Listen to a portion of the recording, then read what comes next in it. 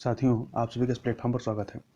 यहाँ पर हम लोग MPPCS 2020 जिसकी प्रारंभिक परीक्षा 11 अप्रैल 2021 को संपन्न होनी है, उसके लिए टेस्ट सीरीज लगा रहे हैं। और आज के दिन जो हम लोग टेस्ट सीरीज देखेंगे यह Chetan Meena institute for civil services, जो कि मध्य प्रदेश इंदौर की यह एक अच्छी कोचिंग है, उनके द्वारा जो टेस्ट सीरीज चलाई जा रही है उस टेस्ट सीरीज को हम लोग यहाँ पर देखेंगे। तो प्रारंभ करते हैं। पहला क्वेश्चन है, ऋग्वेद के किस मंडल में देवता सोम का उल्लेख किया गया है?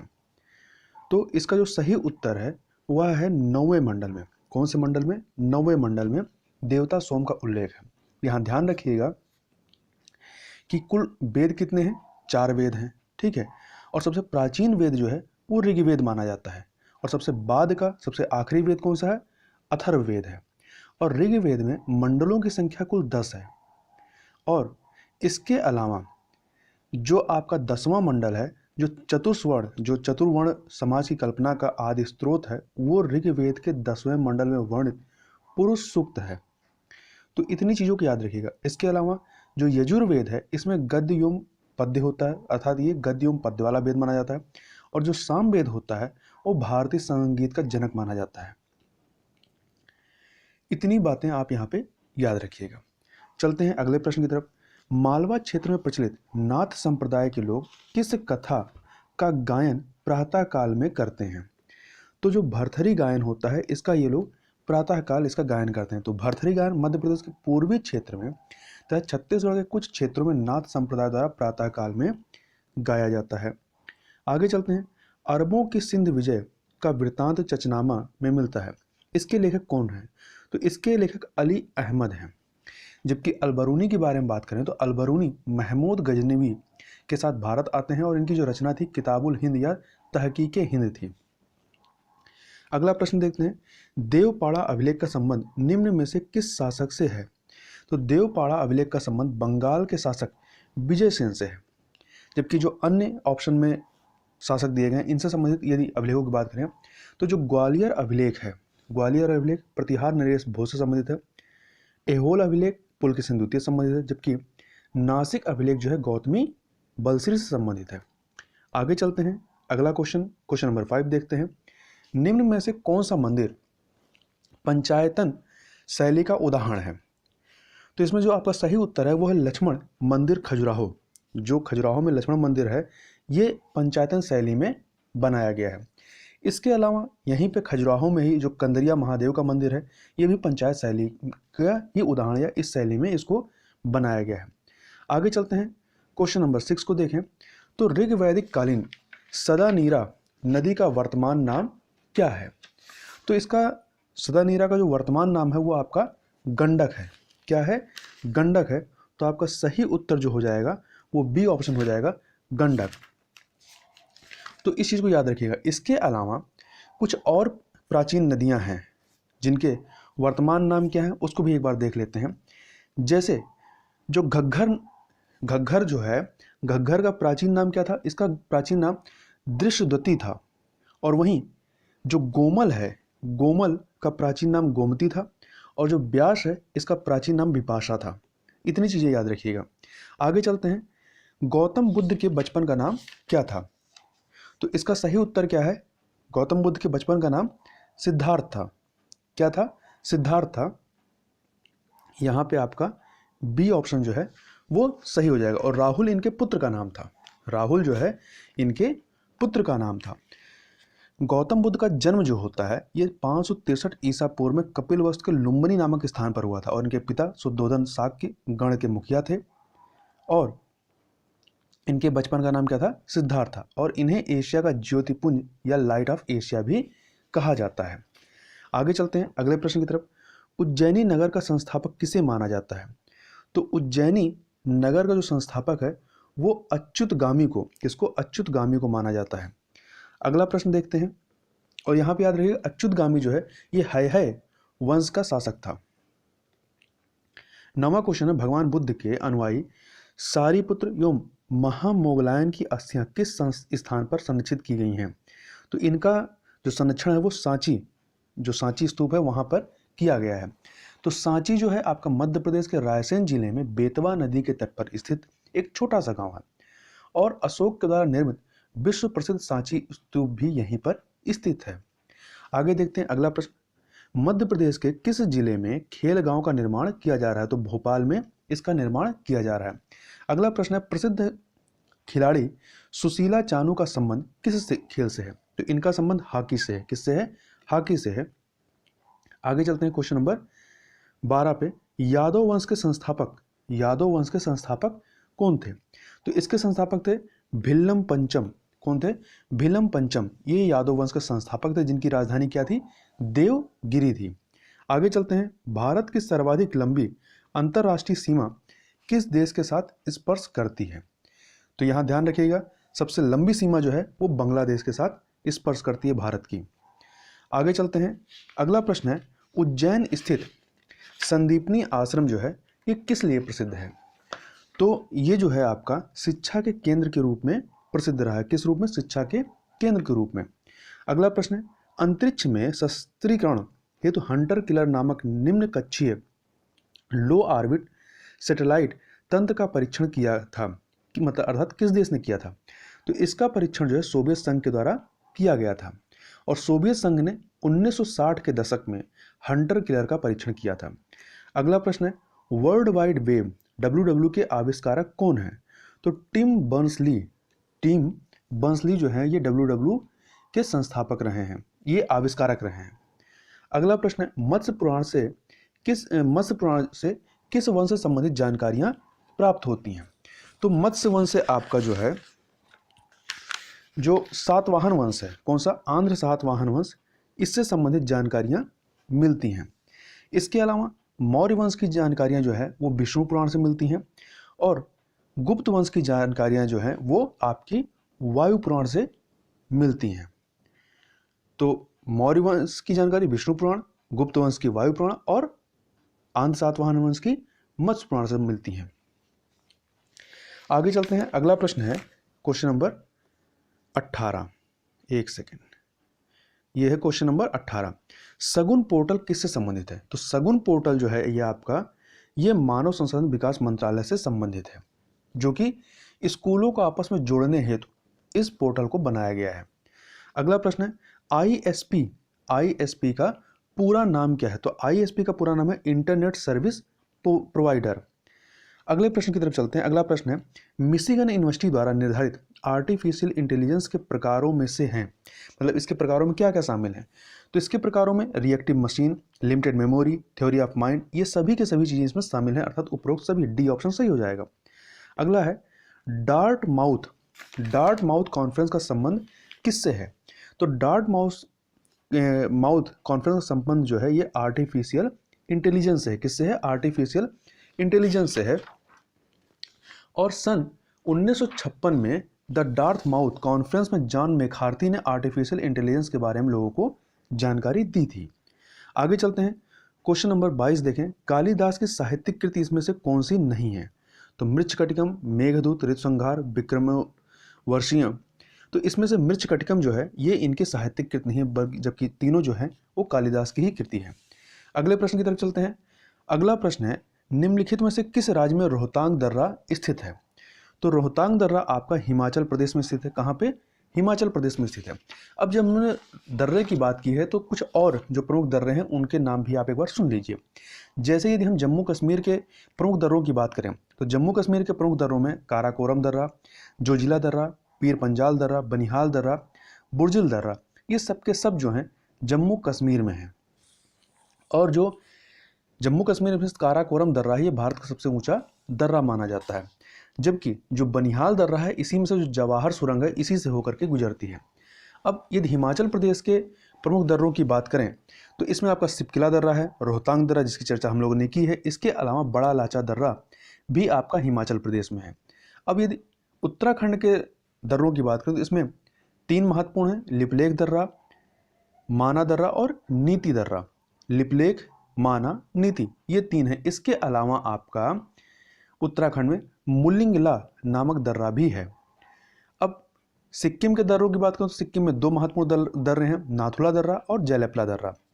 जबकि अरुणाचल प्रदेश के दर्रों की बात करें तो इसमें बोमिडाला दर्रा, यांग्याप दर्रा, दीफू दर्रा, पांगसाण दर्रा, बूमला दर्रा और सेला दर्रा ये अरुणाचल प्रदेश में स्थित है, जबकि जो तुजू दर्रा है वो आपका मणिपुर में स्थित है। तो ये कुछ प्रमुख दर्रे हैं। अब यदि आप पश्चिम घाट में चले जाएंगे, पश्चिम घाट के दर्रों की बात करेंगे तो वहाँ पे 4 मेन दर्रे हैं, थाल घाट, भोर घाट, पाल घाट, सिनकोट। इनको उत्तर से दक्षिण यही क्रम लगाइएगा। सबसे ऊपर उत्तर में थाल घाट है, फिर उसके बाद उसके साउथ में भोर और उससे साउथ में पाल घाट और फिर सिनकोटा है। थाल घाट नासिक और मुंबई के बीच का संपर्क मार्ग यहाँ से गुजरता है। भोर घाट मुंबई एवं पुणे के मध्य में मतलब इसको जोड़ता है। पाल घाट कोयम्बटूर एवं कोच्चिन को जोड़ने का कार्य करता है और सिनकोटा त्रिवेंद्रम एवं मदुरै के बीच का संपर्क है, मतलब केरल और तमिलनाडु का। आगे चलते हैं अगले प्रश्न की तरफ। अगला प्रश्न है कि सोन नदी पर स्थित बाणसागर परियोजना किन राज्यों की संयुक्त परियोजना है? तो ये जो है बिहार, मध्य प्रदेश और उत्तर प्रदेश की संयुक्त योजना है। अगला क्वेश्चन है 25, महाविस्फोट सिद्धांत बिग बैंग थ्योरी के प्रवर्तक कौन थे? तो बिग बैंग थ्योरी के जो प्रवर्तक थे जॉर्ज लेमेत्रे थे। कौन थे? जॉर्ज लेमेंडर या जॉर्ज लेमेत्रे थे, और इन्होंने इस थ्योरी का प्रतिपादन किया था। जबकि रॉबर्ट वैगनर, जो यहाँ पे डी ऑप्शन रॉबर्ट वैगनर, इन्होंने इसकी व्याख्या की थी। और थोड़ा सा बाणसागर परियोजना जो इसके पहले वाला जो क्वेश्चन था उसके बारे में थोड़ी चर्चा और कर लें। तो बाणसागर परियोजना का आरंभ जो है 14 जुलाई 1978 1978 में हुआ था, और इसका मुख्य बांध जो है मध्य प्रदेश के शहडोल जिले में सोन नदी पर स्थित है। चलते हैं क्वेश्चन नंबर 25 पे। निम्न में से कौन संभववाद विचारधारा के समर्थक रहे हैं? तो इसमें से बाइडल, डी ला, ब्लास जो हैं ये संभववाद विचारधारा के समर्थक रहे हैं। जबकि अन्य जो हैं, जो 3 ऑप्शन हैं, रिटर, एलन स्टैम्पुल और रैटजेल, ये तीनों ही निश्चयवाद विचारधारा के समर्थक थे। निश्चयवाद अर्थात डिटरमिनिज्म आइडियोलॉजी, ठीक है। और संभववाद में क्या होता है? पॉसिबिलिज्म होता है, पॉसिबिलिज्म आइडियोलॉजी। आगे चलते हैं। किस ग्रह को लेटा हुआ ग्रह भी कहा जाता है? तो जो अरुण है, अरुण नामक, जिसको इंग्लिश में यूरेनस कहते हैं, ये जो आपका है लेटा हुआ ग्रह कहलाता है। तो क्यों कहलाता है? क्योंकि अरुण या यूरेनस ग्रह सूर्य की ओर अत्यधिक झुका होने के कारण लेटा हुआ प्रतीत होता है, इसलिए इसे लेटा हुआ ग्रह कहा जाता है। अगला है उपसौर की घटना। उपसौर जिसे इंग्लिश में प्री हेलियन कहते हैं। तो इस घटना कब होती है? देखिए यहाँ पे एक चीज याद रखिएगा, 2 प्रकार की चीजें होती हैं, एक उपसौर होता है, दूसरा अपसौर होता है। उपसौर को प्रीहेलियन कहते हैं और अपसौर को अपहेलियन कहते हैं। ये क्या बताता है? ये सूर्य से पृथ्वी की डिस्टेंस को बताता है। जब ये पृथ्वी सूर्य की परिक्रमा करता है पूरे वर्ष में, तो एक टाइम ऐसा आता है जब सूर्य मतलब पृथ्वी जो है सूर्य के काफ़ी नज़दीक होती है, और एक टाइम ऐसा आता है कि जब पृथ्वी सूर्य से सबसे अधिकतम डिस्टेंस पे होती है। तो एक टाइम मिनिमम डिस्टेंस होता है, एक टाइम पे अधिकतम डिस्टेंस होता है। जब मान लीजिए ये आपका सूर्य है और ये पृथ्वी का आर्बिट है परवलयाकार, तो एक टाइम पे क्या होगा? मान लीजिए यहाँ पे धरती है तो ये मिनिमम डिस्टेंस है, और यहाँ पे अगर धरती है तो ये मैक्सिमम डिस्टेंस है। तो जब मिनिमम डिस्टेंस होती है तो उसे ही उपसौर कहा जाता है, और जो मैक्सिमम डिस्टेंस होती है इसे अपसौर कहा जाता है। उपसौर की घटना 3 जनवरी को होती है और अपसौर की घटना 4 जुलाई को होती है। इसको आप एक ट्रिक से याद रख सकते हैं, जिस ट्रिक से मैंने इसको याद रखा हुआ है कि 3 जनवरी पहले आएगा ना, तो जो पहले आएगा मतलब डिस्टेंस कम हो गया, और जो बाद में आएगा 4 जुलाई बाद में आएगा तो डिस्टेंस ज़्यादा होगी। मतलब 3 जनवरी को उपसौर की घटना होगी जब सूर्य के नज़दीक पृथ्वी होगा, और 4 जुलाई को दोनों के बीच डिस्टेंस ज़्यादा होगी, मतलब अपसौर की घटना होगी। आगे चलते हैं। अगला क्वेश्चन है भूमध्य सागर का प्रकाश स्तंभ किसे कहा जाता है? तो भूमध्य सागर का प्रकाश स्तंभ जो है वो स्ट्रोम्बोली, जो ज्वालामुखी है, इसको कहा जाता है, स्ट्रोम्बोली। तो स्ट्रोम्बोली भूमध्य सागर के तट पर स्थित है, और ये इटली का ही एक लिपरी द्वीप है, वहाँ पर यह स्थित है। आगे चलते हैं क्वेश्चन नंबर 30 पे। क्वेश्चन नंबर 30 है सवाना उष्णकटिबंध जो घास के मैदान है, इन घास के मैदानों का नाम, सवाना उष्णकटिबंध घास के मैदानों का नाम कहाँ पर है ये? तो ये अफ्रीका में जो घास के उष्णकटिबंधीय घास के मैदान हैं उन्हें क्या कहा जाता है? उन्हें सवाना कहा जाता है। क्या कहा जाता है? सवाना, अफ्रीका में कहा जाता है, ठीक है। इसके अलावा जो सूडान है, अफ्रीका में ही सूडान, यहाँ पे उष्णकटिबंधीय घास के मैदान को 2 नामों से जानते हैं, सवाना भी कहते हैं और पार्कलैंड भी कहते हैं। तो ये तो हमने अफ्रीका की बात की। इसके अलावा आपके कोलंबिया और वेनेजुएला में, दक्षिण अमेरिका के 2 देश हैं कोलंबिया और वेनेजुएला, यहाँ पे उष्णकटिबंधीय घास के मैदान को लानोस कहते हैं। जबकि दक्षिण अमेरिका का ही एक देश है ब्राजील, यहाँ पर उष्णकटिबंधीय घास के मैदान को कंपोज कहते हैं। क्या कहते हैं? कंपोज कहते हैं। ये तो बात हुई उष्णकटिबंधीय घास के मैदानों की। अब यदि हम शीतोष्णकटिबंधीय घास के मैदानों की बात करें कि किस देश में इसको किस नाम से जानते हैं, यह भी महत्वपूर्ण है। जैसे कि अमेरिका अर्थात यूएसए और कनाडा में शीतोष्णकटिबंधीय घास के मैदान को प्रेरी कहते हैं, जबकि रूस में स्टेपी कहते हैं, साउथ अफ्रीका में बेल्ट कहते हैं, ऑस्ट्रेलिया में डाउन्स कहते हैं और साउथ अमेरिका दक्षिण अमेरिका में पंपास कहते हैं। क्या कहते हैं? पंपास कहते हैं। तो पंपास आपका कहाँ मिलेगा? पंपास जो साउथ अमेरिका में है, अर्जेंटीना के साइड में पंपास मिलते हैं। पंपास के शीतोष्णकटिबंधीय घास के मैदान मिलते हैं। आगे चलते हैं। अगला प्रश्न है, माउंट एवरेस्ट पर सर्वाधिक बार चढ़ने वाले व्यक्ति कौन से हैं? तो अपा शेरपा ये सबसे अधिक बार यहाँ पर चढ़े हैं। और कितनी बार चढ़े हैं? ये कुल 21 बार जो है माउंट एवरेस्ट पर चढ़े हैं।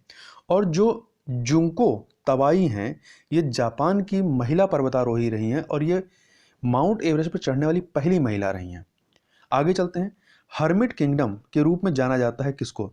तो हर्मिट किंगडम के रूप में कोरिया को जाना जाता है। कोरिया जिसमें उत्तरी कोरिया और दक्षिण कोरिया आते हैं। अगला है बसामन मामा गोवंश वन्यजीव विहार मध्य प्रदेश किस जिले में स्थित है? तो ये यहाँ के रीवा, कहाँ पे? रीवा जिले में स्थित है। आगे चलते हैं। अगला प्रश्न है, मध्य प्रदेश के प्रथम दैनिक पत्र नवजीवन का प्रकाशन किस वर्ष प्रारंभ हुआ था? तो इसका प्रकाशन 1939 में होता है। कब से? 1939 में। अगला प्रश्न, संसार का सर्वाधिक सक्रिय ज्वालामुखी कौन सा है? तो सर्वाधिक सक्रिय ज्वालामुखी जो है आपका वो किलायु है। कौन सा है? वो आपका किलायु है। और ये यदि आप कहें कि किलाउ है, इसके अलावा एक चीज और याद रखिएगा, एक है माउंट ओजास डेल सलाडो, ये अर्जेंटीना का है और ये अर्जेंटीना में स्थित एक सक्रिय ज्वालामुखी और ये हाईएस्ट एक्टिव, मतलब ऊंचाई के हिसाब से देखा जाए, ठीक है, सबसे ऊंचा आपका सक्रिय ज्वालामुखी कौन सा? Mount Ojos del Salado. तो इस चीज को यहां पर याद रखिएगा। आगे चलते हैं। पर्वतों के उन प्राकृतिक अंतराल को क्या कहा जाता है जो मार्ग बन जाते हैं? मतलब जो जगह होती है इसे दर्रा कहते हैं। क्या कहते हैं? पास या दर्रा कहते हैं। जैसे कि आपका रोहतांग दर्रा हो गया, काराकोरम दर्रा, जोजिला, बनिहाल, पीर पंजाल, ये सब है। जैसे जम्मू कश्मीर के दर्रों की बात की थी, काराकोरम, जोजिला, पीर पंजाल, बनिहाल, बुर्जिल, ये सब क्या है? जम्मू कश्मीर के प्रमुख दर्रे हैं। अगला प्रश्न देख लेते हैं। Question number 37, advance in robotics कार्यक्रम का आयोजन वर्ष 2019 में कहाँ किया गया था? तो इसका आयोजन 2019 में चेन्नई में हुआ था। 2020 में चूंकि कोविड-19 की वजह से पोस्टपोन था। 2021 में अर्थात इस वर्ष इसका आयोजन उत्तर प्रदेश के कानपुर में प्रस्तावित है। आगे चलते हैं। अगला प्रश्न है कि मध्य प्रदेश की भौतिक संरचना को कितने वर्गों में वर्गीकृत किया गया है? तो यहाँ की जो भौतिक संरचना है इसको 3 वर्गों में वर्गीकृत किया गया। तो मध्य प्रदेश को भौतिक संरचना एवं उच्चावच के आधार पर 3 बृहद प्राकृतिक भागों में बांटा गया है। पहला मध्य उच्च प्रदेश है, जिसे सेंट्रल हाईलैंड इंग्लिश में कहेंगे। दूसरा सतपुड़ा मैकाल श्रेणी है, सतपुड़ा मैकाल रेंज। और तीसरा है बघेल पठार, ठीक है, या बघेल खंड प्लेटू कह सकते हैं। तो ये इन 3 वर्गों में वर्गीकृत किया गया है या भागों में वर्गीकृत किया गया है। अगला प्रश्न देख लेते हैं। मध्य प्रदेश में सर्वाधिक तापमान किस क्षेत्र में अंकित किया गया है? तो यह विदिशा में अंकित किया गया। कहाँ पे? विदिशा में। तो वर्ष 1995 में विदिशा के गंज बसौदा में 48.9 डिग्री सेल्सियस अंकित किया गया था। आगे देखें। अगला प्रश्न, जब आप अजयगढ़ के किले पर जाते हैं तो आप किस नदी को देख सकते हैं? तो यहाँ पर आप केन नदी को देख सकते हैं। अजयगढ़ का किला पन्ना जिले में स्थित है। अजयगढ़ के किले की खजुराहो मंदिर से तुलना के कारण इसे मदर ऑफ खजुराहो भी कहा जाता है। तो ऐसे ही पूछा जा सकता है कि मदर ऑफ खजुराहो किस किले को कहते हैं, तो अजयगढ़ किले को कहते हैं। अगला प्रश्न है, मध्य प्रदेश में वैश्य टेकरी कहाँ स्थित है? तो वैश्य टेकरी जो है आपका उज्जैन में स्थित है। कहाँ पे? उज्जैन में। यह एक टीले के रूप में है जहाँ से एक विशाल स्तूप के अवशेष प्राप्त हुए हैं जिनका संबंध सम्राट अशोक से है और यह सांची के स्तूप से भी पुराने हैं। अगला प्रश्न है, मध्य प्रदेश के प्रसिद्ध कमलापति पैलेस जो है ये कहाँ स्थित है? तो कमलापति पैलेस जो है ये भोपाल में स्थित है। कहाँ पे? भोपाल में स्थित है। और यह महल परमार कालीन वास्तु एवं स्थापत्य कला का अनूठा उदाहरण है। इसका निर्माण रानी कमलापति ने करवाया था। तो याद रखिए किस वंश से संबंधित है? ये परमार वंश से संबंधित है।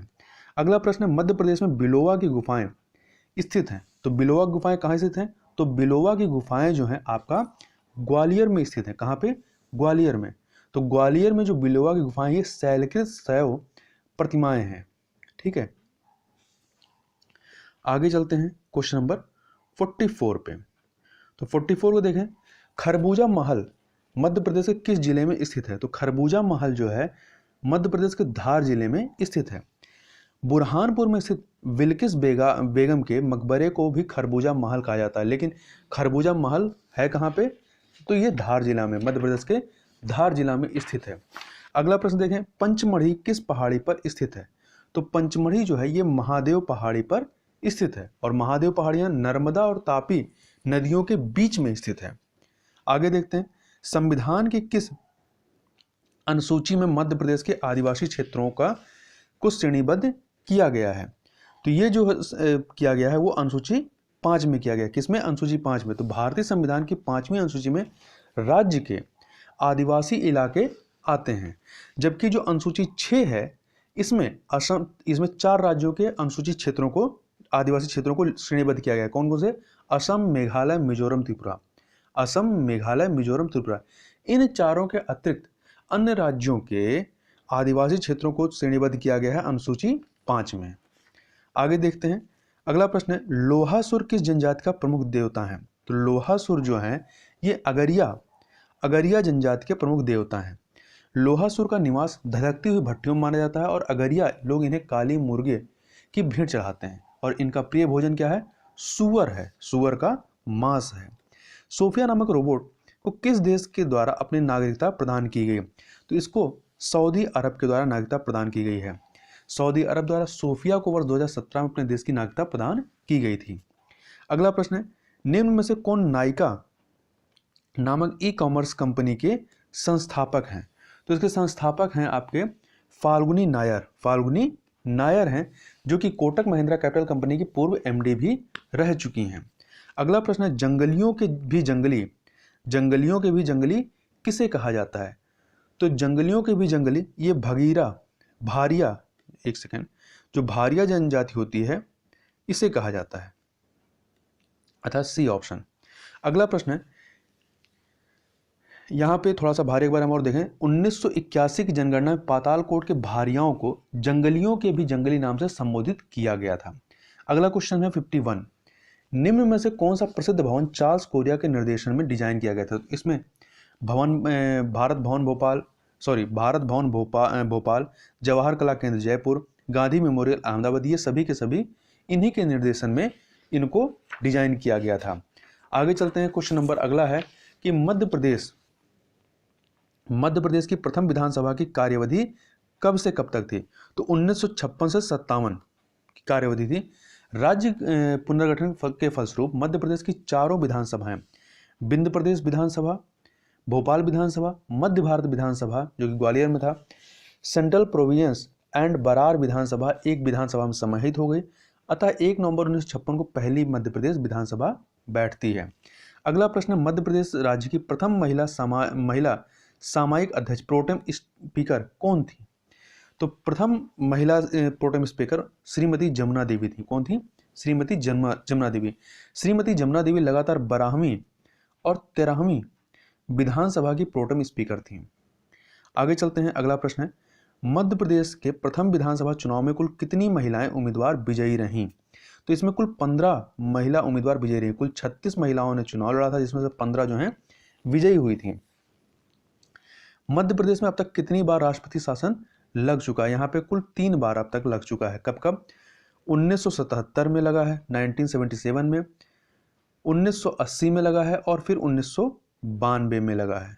ठीक है, तो 3 बार ये आपका राष्ट्रीय आपात भी यहाँ पे लगा है, मध्य प्रदेश में लागू किया गया है।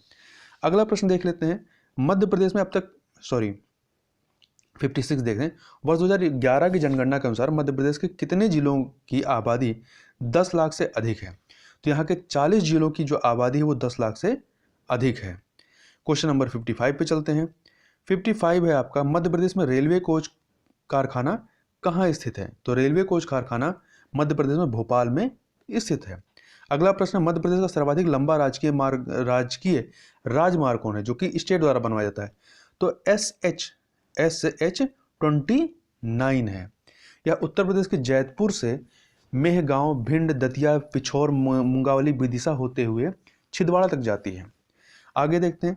भारत में आर्थिक नियोजन संबंधी प्रस्ताव सर्वप्रथम रखा गया था, कब रखा गया था? तो सर्वप्रथम 1934 में रखा गया था। कैसे रखा गया था इसको, तो उसको भी थोड़ा सा देख लेते हैं। तो 1934 में एम विश्वेश्वरैया की पुस्तक प्लान इकोनॉमी फॉर इंडिया में भारत हेतु 10 वर्षीय कार्यक्रम प्रस्तुत किया गया था। आगे चलते हैं, आगे देख लेते हैं। तो अगला प्रश्न है कि राउर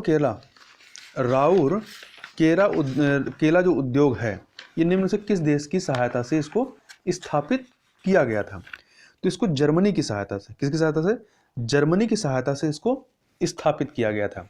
और यहाँ याद रखिएगा कि द्वितीय पंचवर्षीय योजना में दुर्गापुर, भिलाई, राउरकेला उद्योग विदेशों के सहायता से स्थापित किए थे। कब किए गए थे? द्वितीय पंचवर्षीय योजना में। द्वितीय पंचवर्षीय योजना का काल क्या रहता है? 1956 से लेकर के 61 तक। ठीक है, तो यहाँ कुछ और चीजें याद रखिएगा, जैसे कि भिलाई इस्पात संयंत्र, इसको भोपाल में स्थापित किया गया सोवियत संघ की सहायता से, जबकि हिंदुस्तान स्टील लिमिटेड राउरकेला उड़ीसा वाला जो है ये पश्चिमी जर्मनी की सहायता से, और हिंदुस्तान स्टील लिमिटेड दुर्गापुर पश्चिम बंगाल में जो स्थित है ये ब्रिटेन की सहायता से स्थापित किया गया।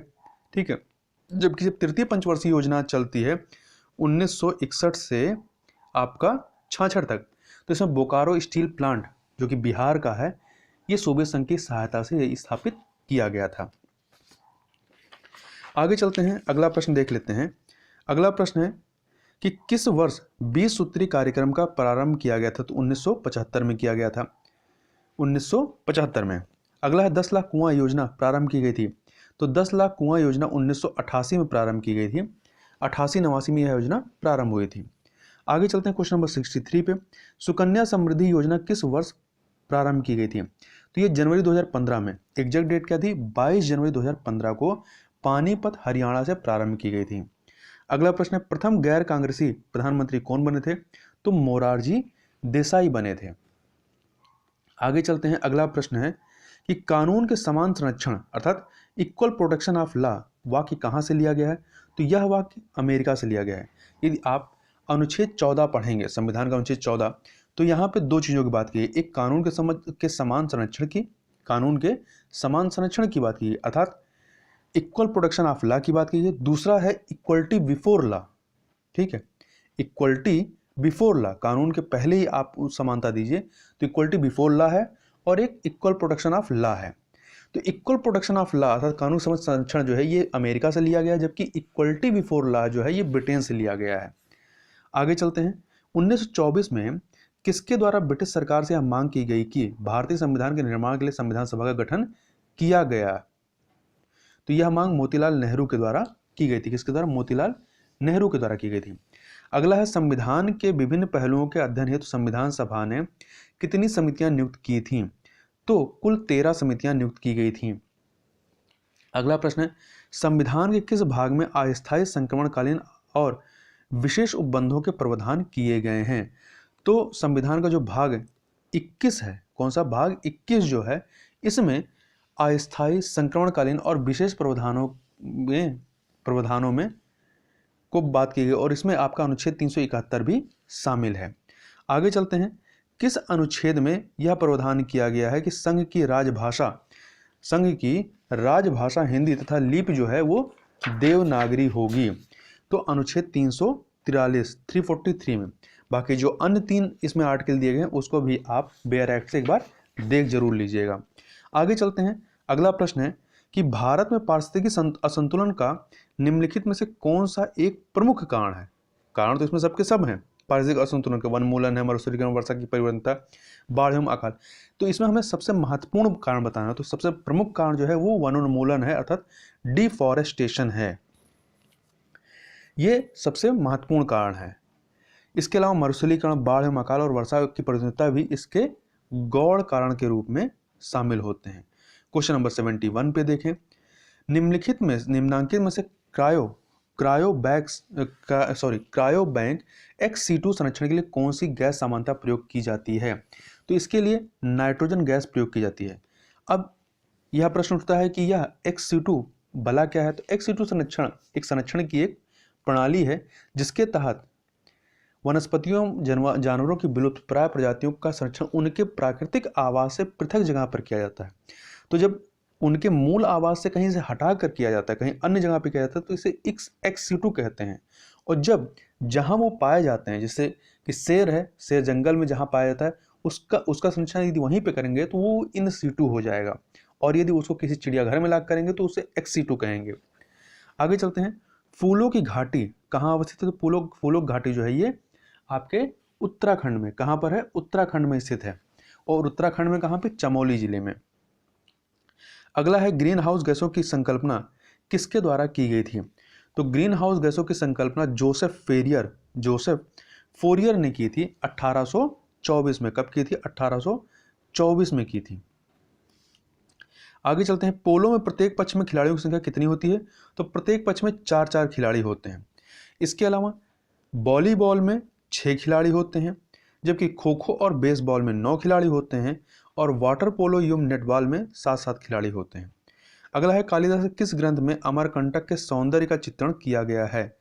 तो इस अमरकंटक के सौंदर्य का चित्रण जो है मेघदूतम में किया गया है। किस में किया गया? मेघदूतम में किया गया है। अगला प्रश्न, मध्य प्रदेश में हिंदी और उर्दू में एक साथ प्रकाशित होने वाला प्रथम साप्ताहिक समाचार पत्र कौन सा था? तो मालवा अखबार था। कौन सा था? मालवा अखबार था। आगे चलते हैं। इलेक्ट्रॉनिक्स विभाग का पहला सचिव कौन बना है?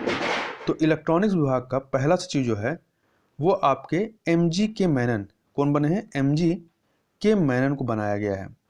अगला है, रोगी के होठों का बीच से कट जाना, तालू में दरार हो जाना किस सिंड्रोम के कारण होता है? तो यह पटाऊ सिंड्रोम जो होता है उसकी वजह से होता है। इसके अलावा जो टर्नर सिंड्रोम है, टर्नर सिंड्रोम ये स्त्रियों में गुणसूत्र की कमी से संबंधित है। क्लीनेफेल्टर सिंड्रोम यह पुरुषों में गुणसूत्र की कमी से संबंधित है, जिसमें नपुंसकता हो जाती है। और डाउन सिंड्रोम जो है ये मंदबुद्धि, आंखें, टेढ़ी मेढ़ी जीव और मोटी अनियमित शरीर, ये सब चीज़ें हो जाती हैं डाउन सिंड्रोम की वजह से। अगला प्रश्न है, रेबीज बीमारी के कारण मानव शरीर का कौन सा अंग प्रभावित होता है? तो जो तंत्रिका तंत्र है, नर्वस सिस्टम, ये सबसे ज़्यादा प्रभावित होता है। इसके लक्षणों में क्या होता है? रोगी पागल हो जाता है तथा उसकी जीभ बाहर निकल जाती है, या जीभ बाहर निकालता है। अगला क्वेश्चन देखें 80। निम्न में से किस देश के अंतरिक्ष यात्रियों को टाइकोनाइटस के नाम से जाना जाता है? तो जो चाइना के जो अंतरिक्ष यात्री होते हैं उन्हें टाइकोनाइटस के नाम से जानते हैं, जबकि अमेरिका के अंतरिक्ष यात्रियों को एस्ट्रोनॉट कहा जाता है।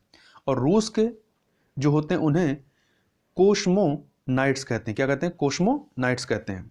अगला है, भारत का प्रथम हवा से हवा मतलब एयर टू एयर मार करने वाला प्रक्षेपास्त्र कौन सा है?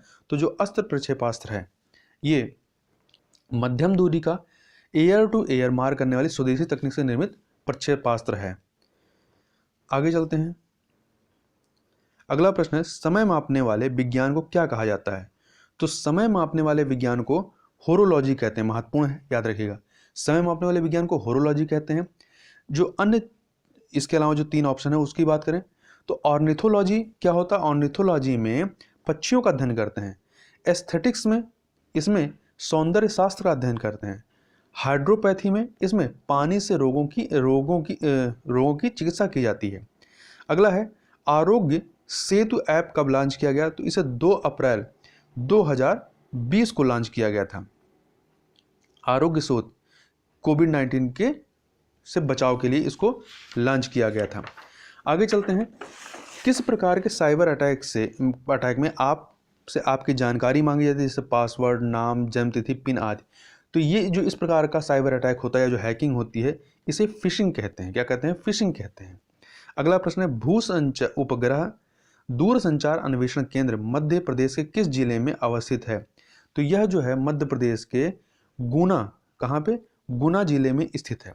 अगला है, पंचायतों का चुनाव इनमें से किसके द्वारा कराया जाता है? तो पंचायतों का चुनाव राज्य निर्वाचन आयोग के द्वारा कराया जाता है।